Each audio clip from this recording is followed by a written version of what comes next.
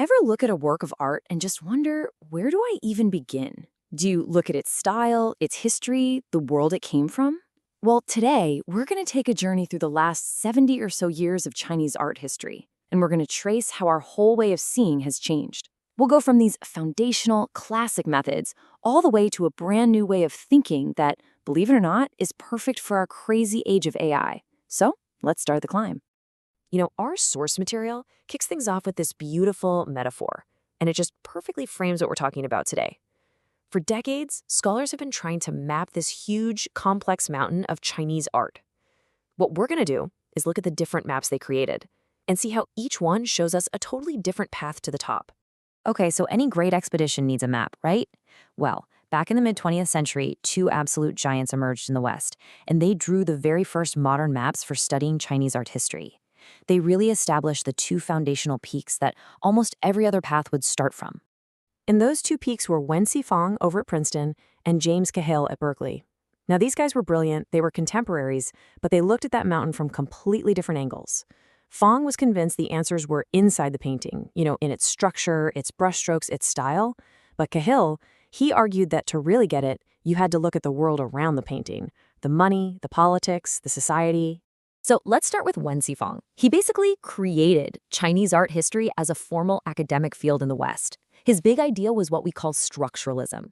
He believed you could analyze a painting's composition, its internal architecture really, and use that to build a clear timeline of how styles evolved. For Fang, the story of the mountain was told in its own geology, its own rock formations. James Cahill, on the other hand, was asking a totally different question. He just wanted to know, for whom did painters paint? Simple, right? But it changes everything. He wasn't mapping the mountain's geology, he was mapping its economy, its society.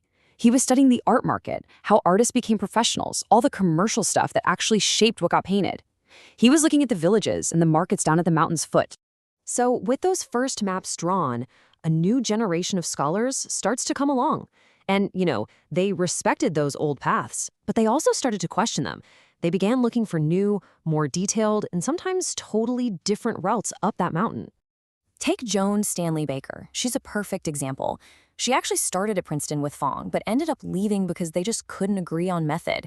See, while Fang was looking at the big picture, the grand composition, Stanley Baker zoomed all the way in.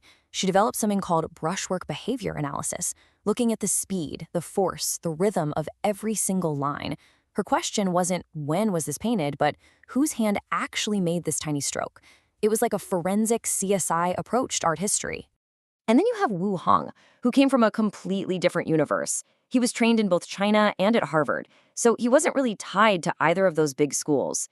He wasn't just interested in the painting or the society. He was asking, how does art create meaning across space and across time? He'd study how a piece of art becomes a monument, a huge symbol of power and culture. And then, centuries later, how it dissolves into a ruin. And what does that whole process tell us about memory and loss and history itself? It's a much bigger, more philosophical question. So we've got all these different paths carving their way up the mountain. But there was one particular lineage that built directly on Wen Xifang's foundation, but transformed it into something totally new. And this, right here, is where we see the next major leap in how we see art. You can literally trace the academic family tree. Wen Fang taught Xu Shouqian, who took Fang's ideas about style but then mixed in this really rich cultural history perspective. And then Shi Shouqian taught Ailofen, who would take the next truly revolutionary step. Ailofen went and founded a whole new discipline, text and image studies. And the crucial insight, the real game changer, is this. It's not just about how a poem describes a painting or how a picture illustrates a story. No. It's about how text and image are equal partners that actually create meaning together. They don't just reflect each other. They generate a new reality that couldn't exist if you only had one or the other. And this was a huge deal in 4 ways. First, she built it up as its own brand new discipline. Second, she completely redefined the relationship. It's not just interaction anymore, it's co-generation. Third, she blew the doors open on its historical reach, so it could apply to anything from ancient scrolls to modern ads. And fourth, she made the method universal. It wasn't just for Chinese art. It could be used for any culture, anywhere. Now, this table really just lays it all out.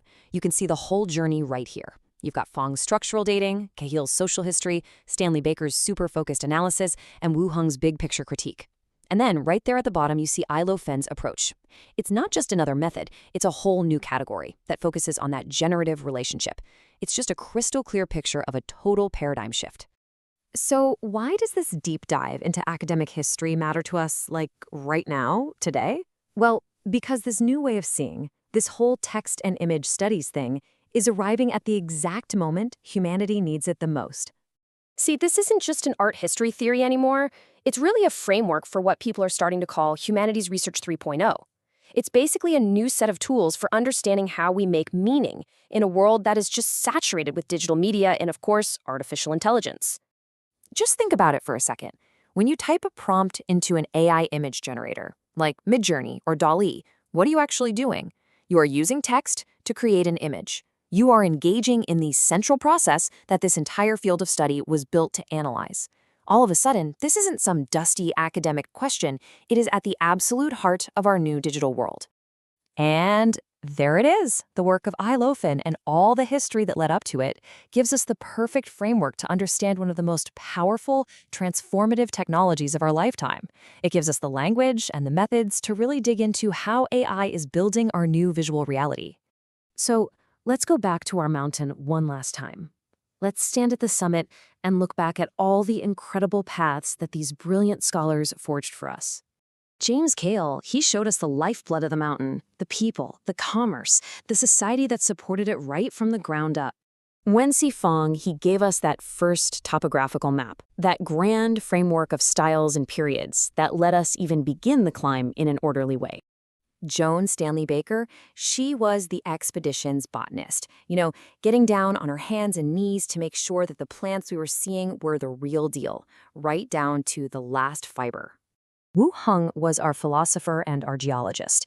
He showed us how the mountain was seen across thousands of years, how it was built up into a great monument, and then how it slowly crumbled, becoming a ruin that held the memory of everything that was lost.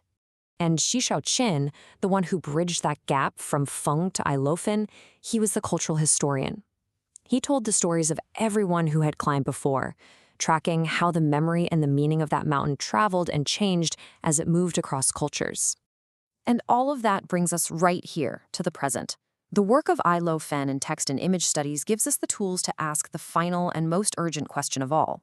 When an AI can create a perfect image of a mountain from just a few words, what does the very concept of mountain even mean anymore? In art, in culture, in our own minds? This is the new landscape we all have to map together. And thanks to these scholars, we finally have a compass.